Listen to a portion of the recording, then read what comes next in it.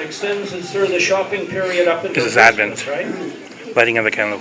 And we do different things, but within the Christian church, it's good to remember our traditions. And this has become a tradition in our church, us having done it about 3 or 4 times in a row, so it's now a tradition. And it comes from the German people. It's the Advent wreath with a German symbol. Advent wreath with a German symbol. And I'm going to talk more next week about the culture of Christmas and where our symbols come from and why we do the things we do. And the fact that a lot of things we do, we start thinking they're sacred when they're not really very sacred. So there's no particular reason why we should or shouldn't have an Advent wreath. We just do it because we like to do it. And as we light each candle, we remember the special gift Christ brings to the world. So we do it because it helps our memory. No other reason. And has many symbols. It's got a circle. No beginning and ending, and that's like God, right?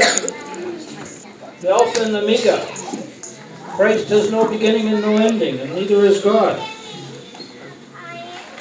And the candles tell us the light which God brought into the world through Jesus Christ. And we use violet because this is supposed to be a time not of celebration and buying, which has become in our society, but a time when we penitentially think of Christ and what Christmas should mean to the world and the sort of love that Christ should have brought into the world and how our imperfections limit that love. So we should be thinking thoughtfully about what Christmas is and means. And the fact that we need God's love and God's help to be the people we're supposed to be.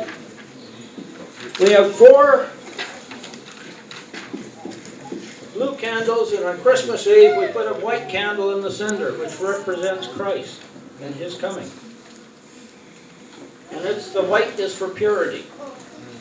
And our reading for today, because there's traditional little verses that are thought to apply for each week, is from Jeremiah 14 and 15. The days are coming, declares the Lord, when I will fulfill the gracious promise I made to the house of Israel and the house of Judah. In those days and in that time I will make a righteous branch sprout from David's line, and he will do what is just and right in the land. And so Christ came to do what was just and right. And he was from David's line. Matthew makes a great point of that, as does Luke. So I'm going to light the first Advent candle now. And this candle is for Jesus. And may it help us remember the light He brought into the darkness.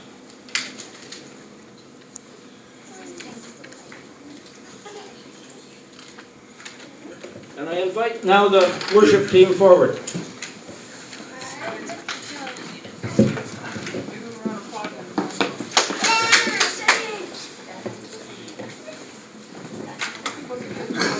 Worship team.